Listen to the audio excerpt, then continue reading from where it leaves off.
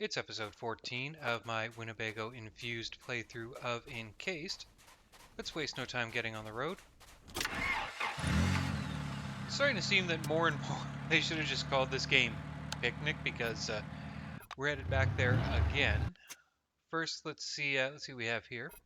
A patrol car in new committee colors is parked by the side of the highway, and next to it are a couple blacks in police uniforms. One of them gestures to you to pull over. Okay. You stop the car and rest your hands at the top of the steering wheel. You wait a couple of minutes before thinking to look back. Looking around, you realize there are no patrolmen nor a car behind you. Drive away. We have a total of 3 things to do in Picnic. 2 missions to turn in and 1 mission for the main plot to push forward. Fyodor Zinchuk, however you pronounce that. We have saved the caravan. Well, sort of. We killed a bunch of people, and I guess that constitutes saving. He peers into the darkness, assault rifle at the ready. Tell me you want to talk about the bandits who've been attacking caravans. Well, he rests a hand on the stock of his automatic rifle. Tell me you ran into the bandits in question. They won't disturb anyone anymore. He rummages in his pocket and produces a thick bundle of bonbons. Here, you earned it. Don't look at me like that. It's not Picnic's money. So them hucksters gathered up. Okay. I don't really have anything else to ask him about. I am guessing it is Audrey that I'm going to be able to progress the main story with, so let's have a chat with her next. Audrey sets down her steaming mug. You know, your speech at the council was really something. Nakamura would have strangled you if she didn't need you. I aim to please. So, who's the king of this palace? She raises a puzzled eyebrow. The who? Oh, I get it. You're asking who's the boss. I am, in a way, though it's just a formality. I don't want to be in charge. And no one else here does, actually. Any more questions? Take a sip from her mug and ask what food they've got at this picnic. Audrey looks at you coldly as she deliberately sets the mug aside. We only feed our folks. We don't help strangers, we stay out of politics, and we disapprove of banditry, gambling, and prostitution. Stay out of my way, and don't get into fights, and we'll get along just fine. Examine her, then the gas station. Audrey squints at you with one eye, utterly bewildered. Do you need gasoline? Food? Lodging? A rag to wipe off that drool? Whatever it is that you want, just ask. I solve all the problems around here. That's the way it is. So I'm trying to find the speech option to progress the plot here. Let's see if it's ask if the mud in the swamp north of here is tasty. The girl chokes with laughter. I really wouldn't know. But if you like the taste of mud, I suggest you try our coffee. The smile disappears from her face. No kidding around. Don't go any deeper into the swamp than you need to. There's a cave back there, and it seems to be inhabited. You don't want to know by what. Okay, well, it seems like we're not progressing it with her. We'll see if she has anything new to trade. Melville quacks. This is the best offer to trade I've ever heard. Well, look.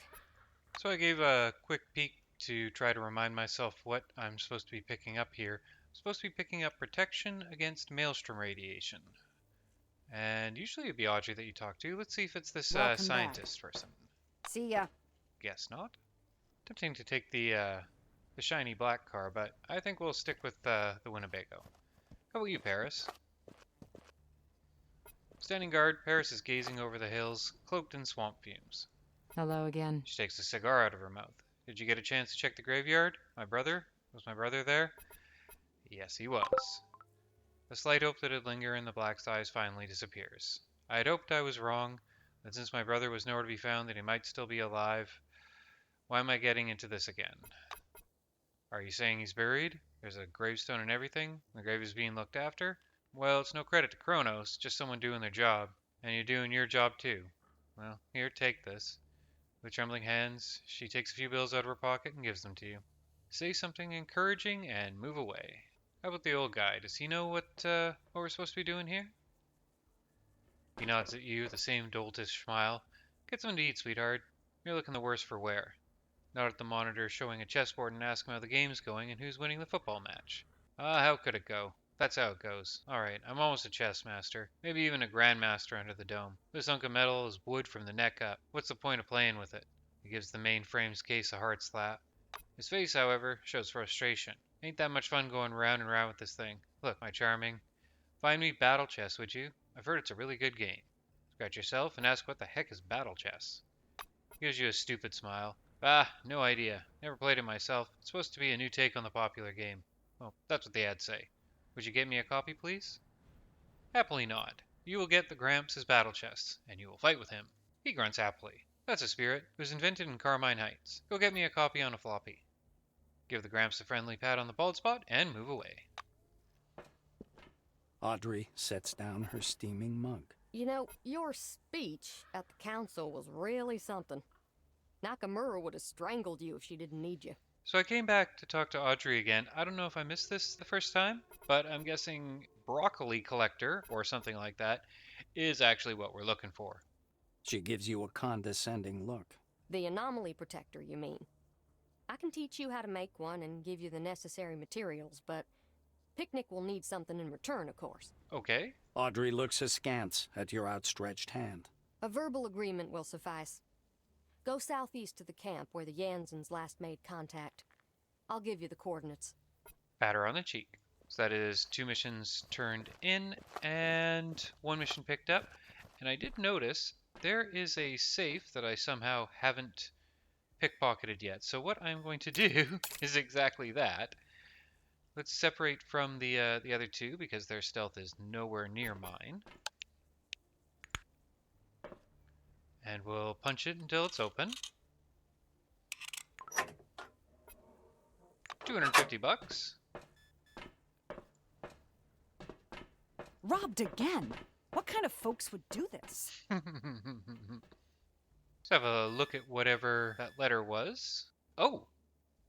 Oh, hello. Okay, so apparently we can cheat our way through this by making an anomaly projector early. Device is based on the principles of electromagnetic induction and frequency modulation. Of course it is. I mean, everyone knows that. The exact dimensions on a complete list of parts can be found in the schematic. Okay. Now, I'm not opposed to cheating this, but I wouldn't mind actually doing the mission as well. So why don't I go ahead... I'm pretty sure I found 1 brass apple downstairs before.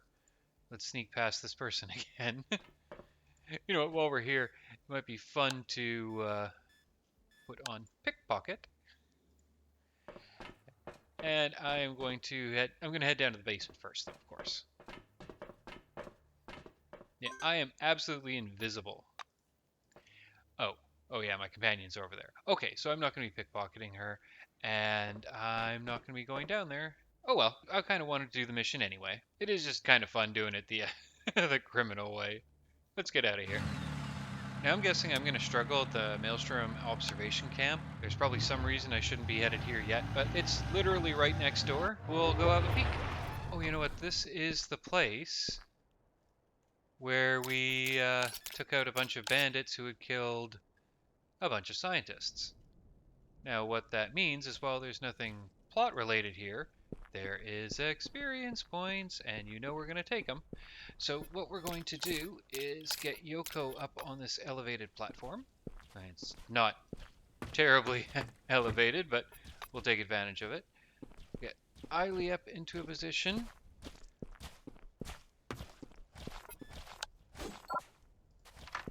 No, hey, come back here. Give him another, give him another. Okay. 36, that's actually pretty good if I recall. With 3 left. Do I want to increase the damage of Yoko or Eiley? Well, let's put it on Yoko. 51 damage, nice. Okay, and let's see if Eiley can finish this thing off. First we want to get in fighting stance.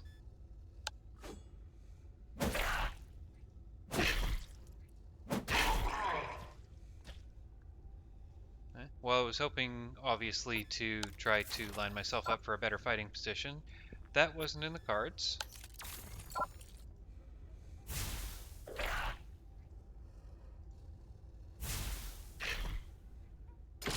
Shoot him again. Now, one thing I had missed is I actually have this pirouette ability, which allows me to jump behind an enemy, which is kind of cool. Uses 7 AP, so if I were to... Yeah, it would take me 8 AP just to get there in the first place. So let's use that instead. Oh, and it attacks as well? Oh my god, that's fantastic. And it's with a bladed weapon, so it's not my best weapon, but that's still fantastic. That's incredible. What is Inspiring Finisher? Yes? Oh. Do you think you'd beat me? Okay, well, that was an interesting choice of things to do. It didn't really help you much. It did set Fox on fire, though. There we go. You know what? Let's go ahead and just get this started. I think this is actually going to result in a fight against 3 of them, though. Yoko, you're just going to do the standard shoot the guy move. Complete with all the sophistication that entails. And Eiley will do the whack the guy a bunch move, which is incredibly effective. Eiley, can you get back out of there? You can. Okay, well, what I thought was going to be a rough fight turned out to be basically nothing. Let's see. Can we hit... There's a lot of these guys. Yoko, shoot him.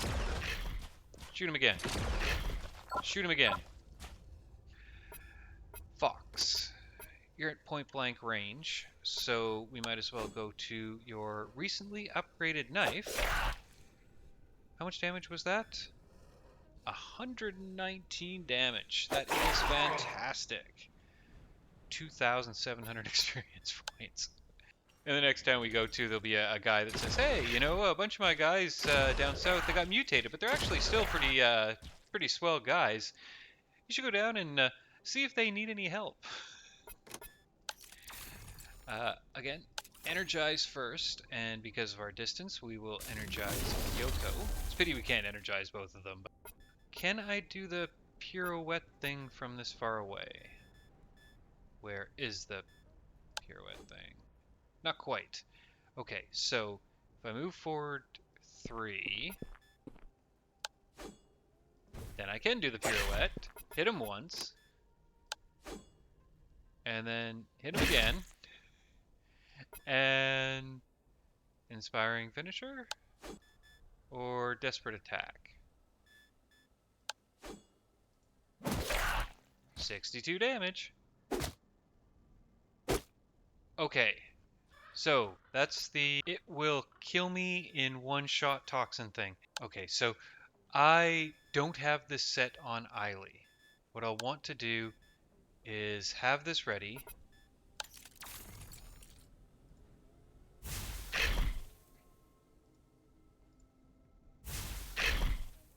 Ooh. I don't want to lose Eiley again. I lose a bunch of rep for my companions if Eiley dies. So, kill this guy. Quickly grab Fox. Grab this, get over to Eiley.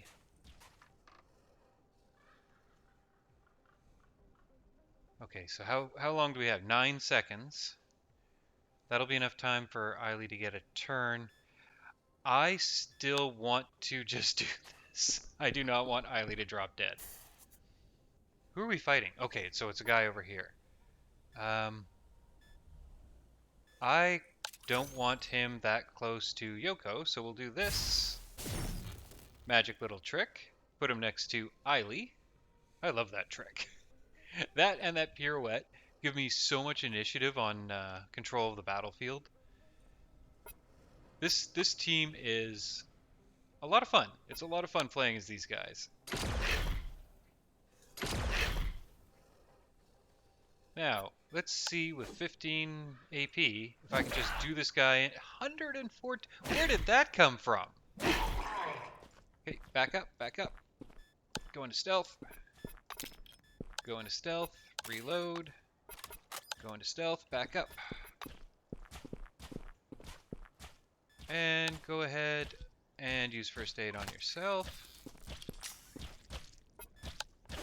And since you're standing right there, you're just gonna call. How does he not notice? Well, I'm not gonna complain. I can't believe he can't see us from this far away.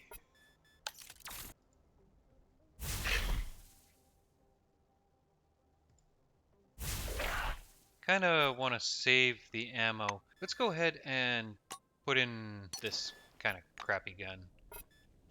Probably used up a bunch of my my action points, but that healed him. That was that was not what I was going for there. Well, let's beat the shit out of him.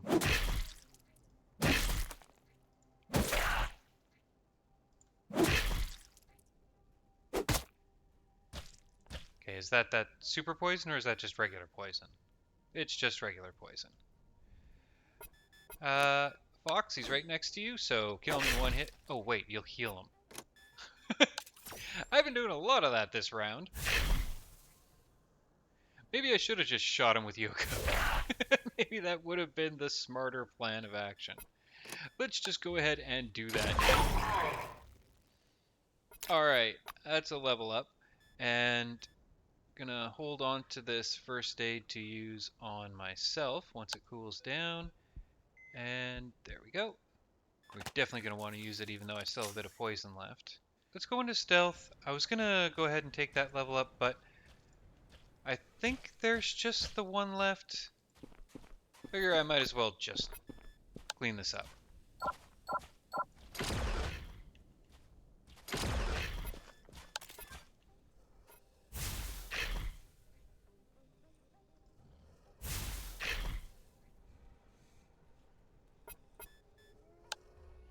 I was kind of hoping that Yoko would get that reload done, but no such luck.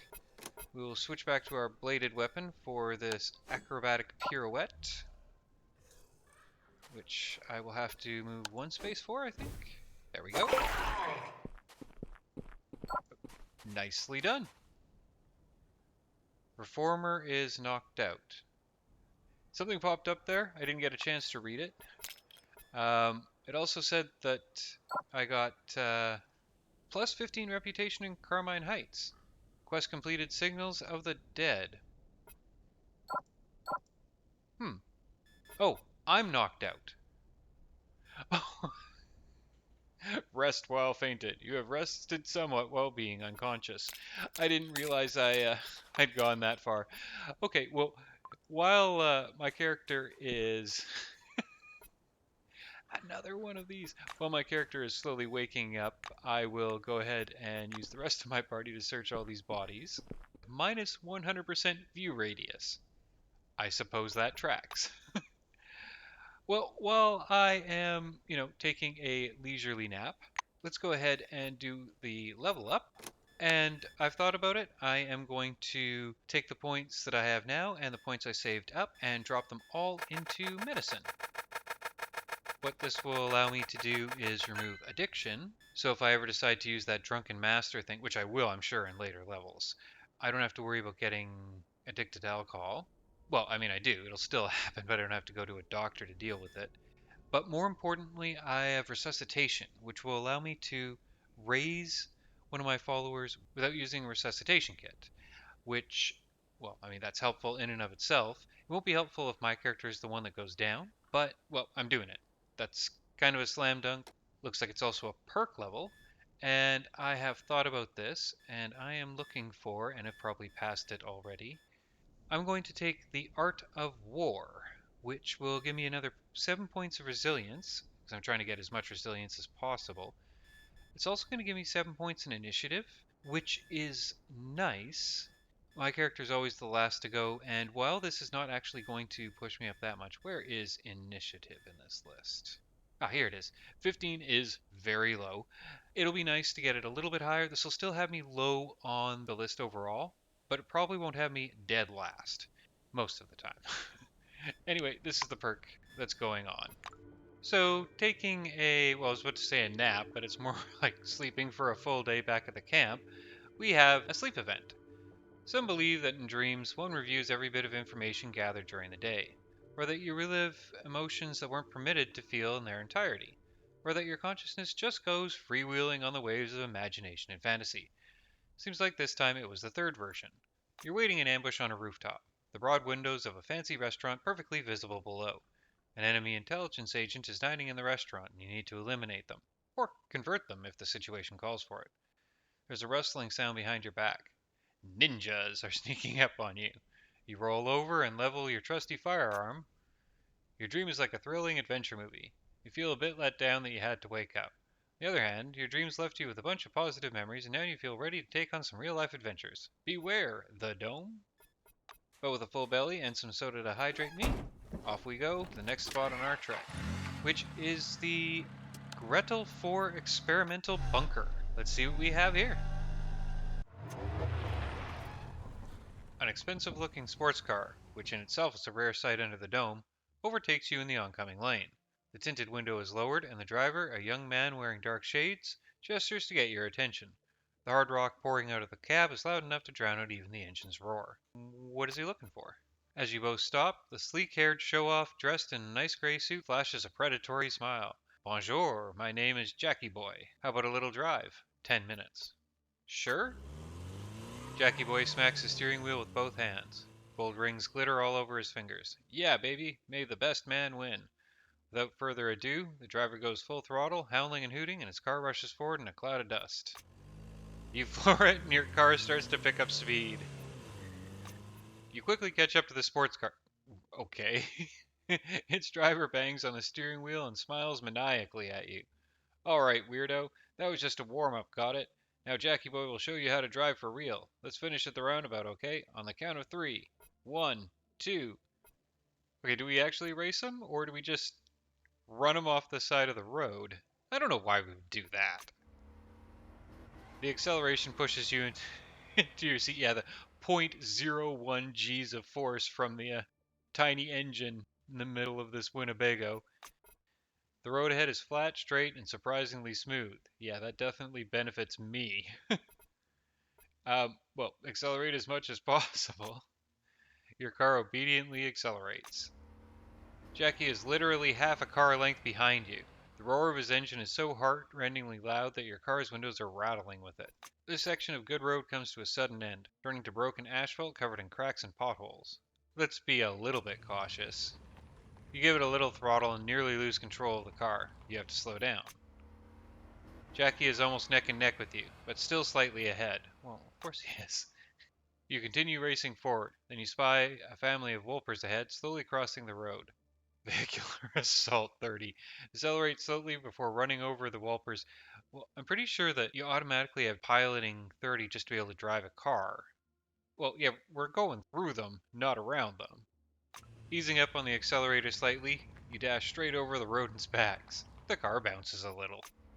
Jackie is almost neck and neck with you, but is still slightly ahead. You keep pressing on the gas. The car rushes forward, and it seems like nothing can stop you, except for several piles of refuse that appear on the road. They were likely deposited there by the recent storm. Slow down, steer around the trash. You'll have to slow down a lot to get around the refuse. Jackie keeps a couple of car lengths ahead. He's clearly not willing to give up just like that. The car rushes forward. This smooth, straight stretch of road abruptly comes to an end. A sharp and completely unexpected turn is coming up ahead. This is the kind of thing that I think would actually get me killed. If you recall, these can actually lead to your death. So we're gonna lose the race. You head into the bend, grinding your brakes. Jackie's fancy pants car is way ahead of you, so much that you can't even see the car itself, just the dust trail it leaves behind. You've arrived at the roundabout. This is the end point that you agreed to. Jackie is waiting for you at the finish line, and studded with rings sticks out of the car window. Give me the money. What money? Give him the middle finger. For some reason, your harsh reply really amuses your rival. With a vicious laugh, Jackie Boy hits the gas and whips away, leaving you in a slowly settling cloud of dust.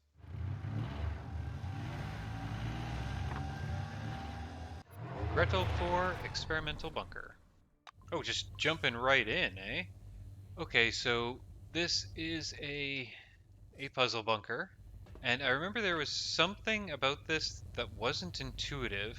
I don't recall what it was, as most unintuitive things tend to go. So let's see. Let's see what we have here.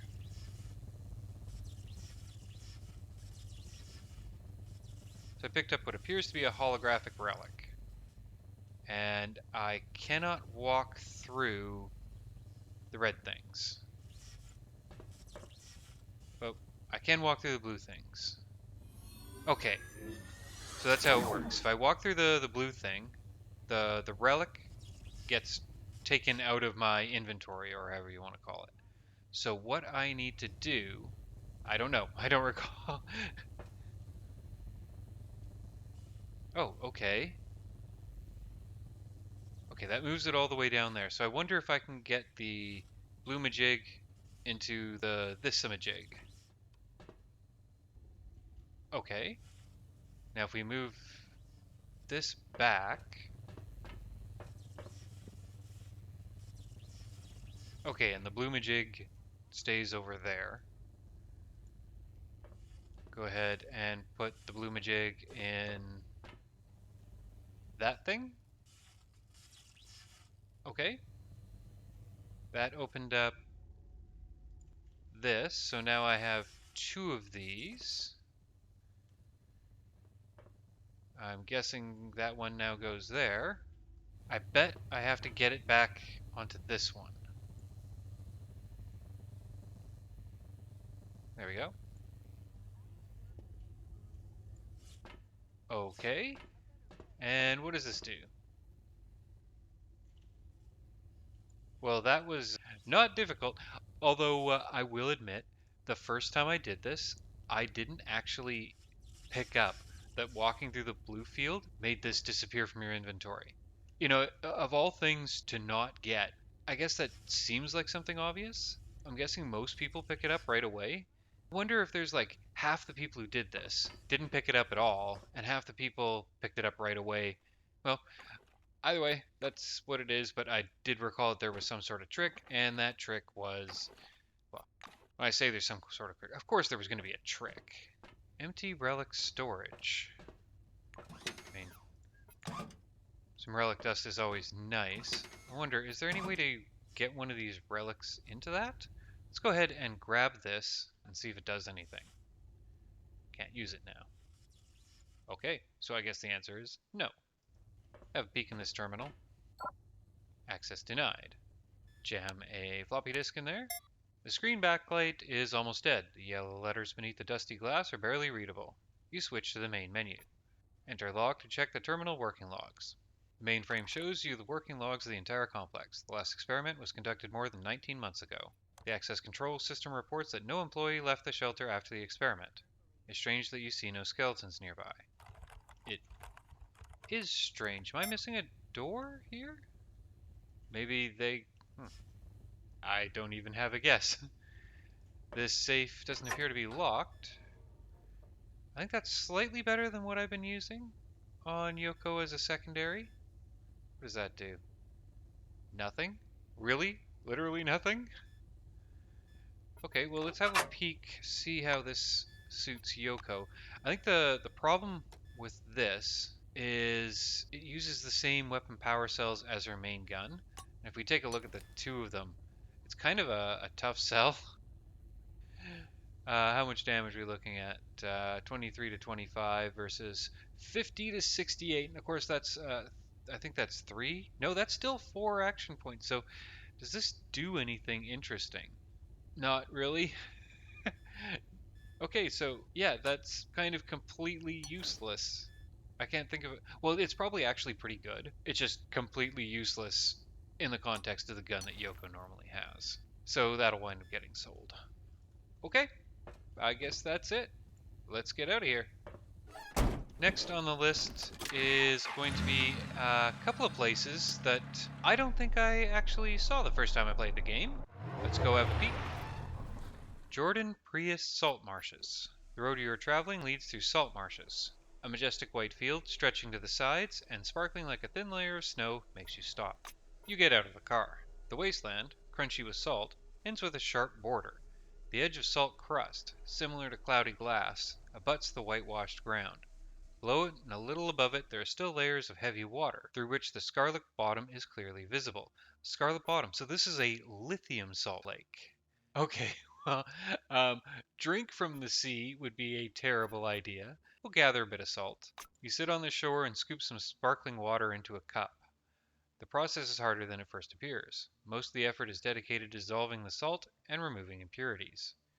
So, yeah, the color there, that's a color that you get when you have a lithium deposit underneath a salt lake. It's not the only place you'll find lithium, but it is a place you will find lithium. So this is about the dumbest thing I can possibly do. I'm gonna do it. You scoop up some water with your hands and drink thirstily. It turns out to be devilishly salty. After a couple of gulps, it burns into your mouth. You spit it out, shaking your head, and realize your thirst has actually increased. Leave the salt marshes. I'm gonna have a look and see whether or not -1 brains, -1 deafness. Okay, well the deafness I'll kind of miss, but the perception and brains don't do anything. Let's go ahead and take care of it. So that's all it did to me. It made me a bit thirstier.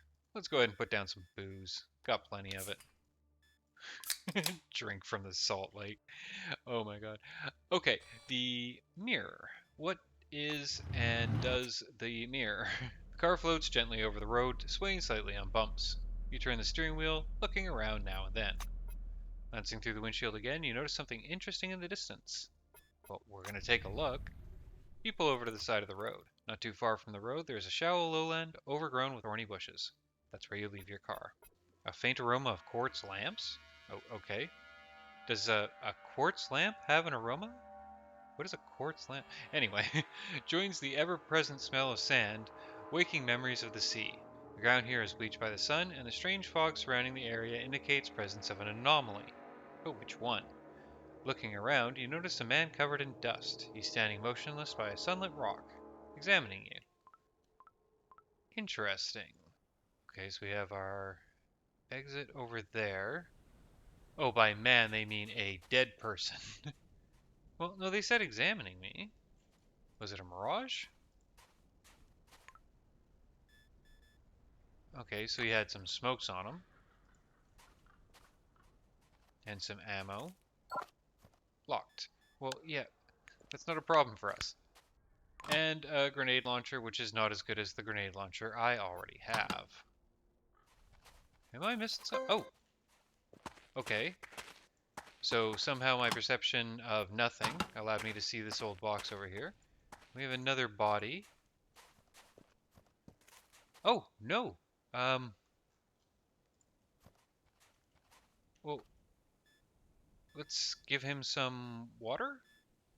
Well, let's talk to him first. Hello. You don't realize at first that a living man is in front of you. He looks more like a sand-covered heap of rags. He slowly raises his bowed, black-capped head. Food. Anything. Please. He looks up at you imploringly. Um, yeah, absolutely. We have plenty of food. You put your backpack on the ground. Shaking the sand off himself, the tramp crawls near. It's weird they use that word. I guess that word was used in like the 40s to 70s. I think it meant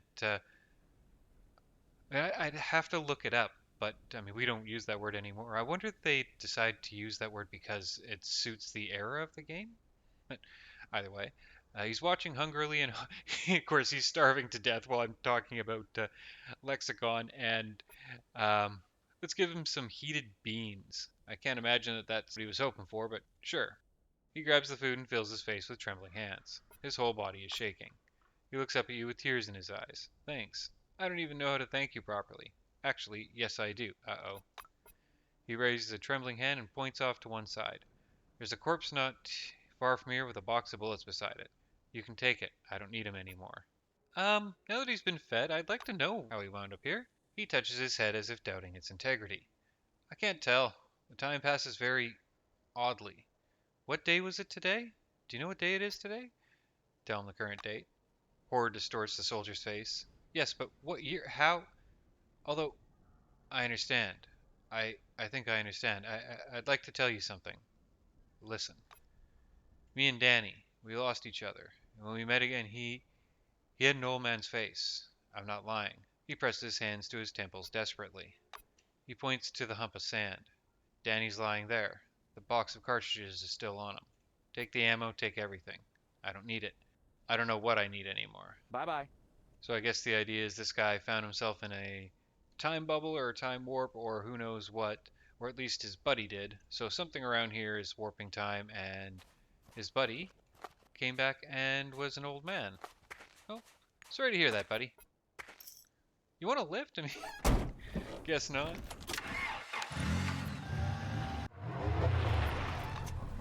A barely visible path leads up to a high, chalky white hill with a flat crown. As you ascend, the air seems to condense, acquiring a glassy shine. Vague silhouettes and rays of refracted light hang in the space around you. The view from the hill is like a frame from a fantastic movie. The plain, patched white with chalk and salt deposit, is covered with spikes and fragments of dark rock. The sky here bends at a mind-boggling angle. In its curve, you can see the slightly distorted reflection of the valley below. The valley looks dangerous. Ask your companion to scout it for you. No, we don't do that. Wait and see what happens in the valley. That's interesting. You wait, staring out at the monotonous valley. Suddenly, you hear the rumbling of a working engine. The sound is gradually coming closer. A car emerges from behind the sandstone ridge. The car is heading straight into the field. Well, that went well. The car drives into the valley, executes a couple of sharp turns, and entering a steep skid, crashes into a rocky outcropping. A powerful blast lights up the valley. Let's have a look at the exploded wreck. You go down the hill. The terrain resembles the ocean floor. At least all the black cliffs look like they were shaped by waves. It may have been exactly that at some point. At first glance, you find nothing unusual, but a few steps later, you notice you're moving in the wrong direction. Okay, so we can reference the reflection in the sky to make our way out, or we can rely on luck. Now, obviously, in a real situation, you wouldn't rely on luck, but my character has massive luck. You carefully walk between black rocks. The ground beneath your feet bends with each step, and you take and struggle with nausea. One more step, the rock that was behind you is now in front of you. Lowering your gaze to the sand, you lift one leg to find your footprint pointing in the opposite direction. Only luck can help you now, but you are so damned unlucky. No, I'm not. Every move you make sends you in a random direction, any direction except that you intended. Your vestibular system can't deal with this. Dizziness and nausea are dogging you every step. Falling to the sand, you realize only a miracle can save you. The world around you suddenly stops spinning, though the nausea and headache remain. You got out. You drop to your knees and throw up on the sand. Leave and head on your way. Now, the Fops camp is a major plot point, and I imagine we'll be there for a bit. So why don't we bypass that and go and see what's going on with Ursula, which apparently is an armored car or tank or something else that we're probably going to want. Wonder if Ursula's is it this huge thing? I doubt I'm going to be able to get this whole thing. Maybe, well, it's a truck. Let's see where this goes. All right, well, if I pull up the alt menu so I can see what's going on, I can actually see that this is Ursula after all. Ursula driver's seat. Skeletons. Okay, let's go ahead and loot the living crap out of everything and then get in a big old fight. Oh, you look interesting. What do you do? Okay, so this is a weapon that can hit multiple targets in a line, but it also uses the same weapon power cells that Yoko's already using. So it's interesting, probably won't wind up getting used because what I have is probably better. So in all of that lockpicking, I've managed to gain another level up, but I think I'm in the same position where there's no real need to take the level up just yet. I've made it all the way to the end of Ursula here. I think what we're going to be able to do is head through Ursula and then head over here. With them clumped up like that, it probably will be difficult to take them on. There are things I can do to make things a little easier, like use hand grenades. And I can put the flamethrower on Yoko. Yeah, it's actually giving me flamethrower ammo, which is interesting. Lifting the hatch covered in warning signs, you find Ursula's wagon hitch mechanism, a huge device thickly coated in lubricant. Adjacent are the controls. 4 buttons, a red lever with 2 positions, a pedal, and a pressure gauge. There's also a metal plate with instructions. This thing will probably let you detach the stuck car and free Ursula from captivity. Okay, so we might be able to get the tractor part of this going. Now the panel looks absolutely dead. Not a single bulb is lit, and the buttons don't respond to pressing. Apparently you need to start the engine first. Fair enough. Presumably that's done from the driver's seat. Access denied. Okay, so we do have an update on this. Let's go have a look at what that is. Ursula's core is an old Navi computer. Unfortunately, it is currently locked. Oh, do I still have a disk on me? I do. This takes me to 75 out of 115. So I know there is an item in the game called an auto hacker, which should give me heightened ability to hack, which is not surprising given the name. I do not have one. I went and checked in my truck. I think I can make those at like a chemistry station or something, but there is none here. Oh, oh. Here's hoping.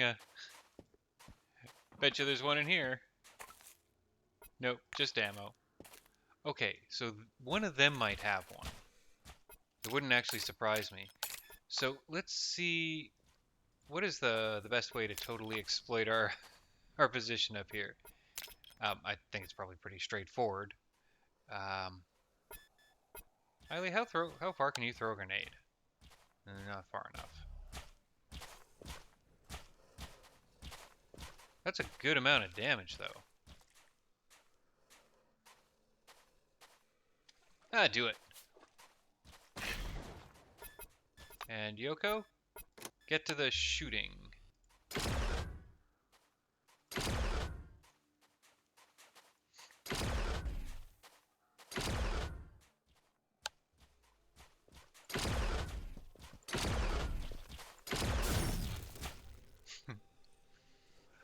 Okay.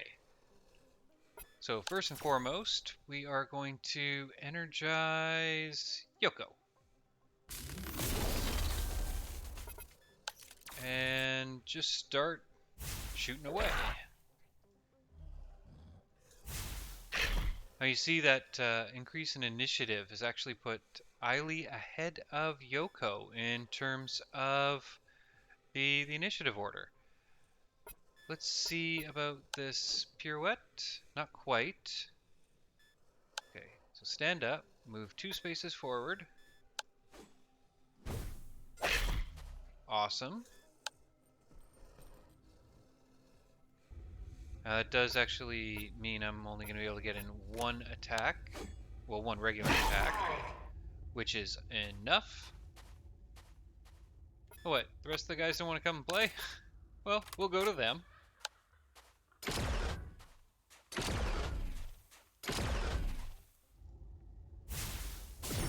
Up. While this is a great way to take these things down, it is also a great way to burn through ammo. I forgot to loot these guys. So let's go ahead and head back. Was it just... Okay, yeah, there were 2 guys here that I took out. Ursula keycard. Necessary to start the car's engine. Nice. And with only 1 guy left, I figure... Oh, you know what? I should probably use this Assassin Strike. Okay, first I want to get behind him, and then Assassin Strike. Switch to this, and whack. And Fox just end the fight before it begins. Nice. So what do you figure this is? Some sort of, I guess it's a land train, like they use in Australia? Although those ones are truck trains. They're much more conventional semi-trucks. It's just a... Yeah, this doesn't look like the most practical way to get get across the waste. It's like having a bendy bus with the engine in the back portion. In the riveted steel dashboard, there is a recession with a small convex onboard computer screen covered with layers of yellow dust. When you brush it off, it becomes clear the computer had been turned off all along. Blurry letters flicker on the gray blue. the gray-blue screen. Let's try to start the engine first. Button clicks. A message appears on the onboard computer screen. No fuel. Unable to start secondary power unit. Okay, well, having opened the fuel filler cap, you topple the canister. The fuel gurgles into the tank, and a pungent, heavy smell fills the cabin. Start the engine. The cabin shudders. The powerful engine in the head of the car begins to work with an even, low sound accompanied by the growling howl of a spinning turbine. The red warning lights for power steering, alternator, and pneumatic systems go out almost simultaneously. Now, before we do anything else, I think what we're going to have to do, let's get back to this hinge mechanism, because there's no way we're taking, well, I assume there's no way we're getting all this stuff moving. You raise the hatch again. There is the wagon hitch mechanism. Read the instructions on the plate. Oh, fine. The instructions are printed in large embossed letters. Hitching is accomplished using the 4 rods. Rods 1 and 4 are on the sides of the front wagon. Rods 2 and 3 are on the sides of the rear with the sound resembling a heavy sigh. You hear the soft rustle of crumbling soil, then Ursula's last car starts drifting away from you, slowly plunging into the quicksand. Gaze after the sinking car, close the hatch, and move away. Okay, switch on the gear.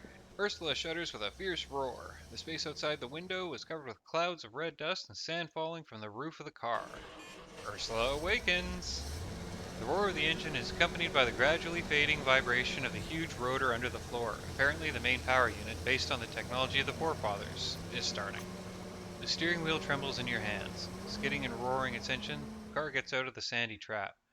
The air in the cabin is filled with fine golden dust. The sky is looking into the embrasure of the windshield, floating in the direction of the dome. What is the Barrens? Let's park, get out and look around? Oh, really? Is this my car now? Is this my car now? This had better not be a tease. I will be very, very mad if they take this away from me now. You know, when I played through it the first time, I was kind of pissed off that there wasn't a place that you could, hit up chemistry, a science, gunsmithing all in the same place. Well, it looks like I might have a car that does all this. Tell me there's a my storage thingamajiggy in here? And there it is. It has its own personal box. This is freaking awesome. I don't know how I managed to not find this the first time. Well, I guess I just didn't talk to the one guy who knew where this was. I want to make sure that this is the real deal, though. So now the dashboard surrounding the onboard computer looks completely different. Military-style analog devices are illuminated with yellow-orange sodium light, and their thin metal arrows tremble weakly. Warm air flows from the blower located under the windshield frame. Ursula came back to life. Start the engine. Set out for adventures. Oh my god, that is so awesome! Like I said before, I did... Oh, do I have 2 cars now? Okay, well, as cool as my RV was, sorry RV, I've got something 100 times more awesome than that now. Yeah, I don't even get a camp here anymore. Because why would I set up camp? I've got this thing. On that fantastic note, I'm going to end it here, and in the next episode, we're going to go meet the Fops, which are, well, I guess you'll see in the next episode who they are. You can probably venture a guess from their name, but that will wait until episode 15, and I will see you then.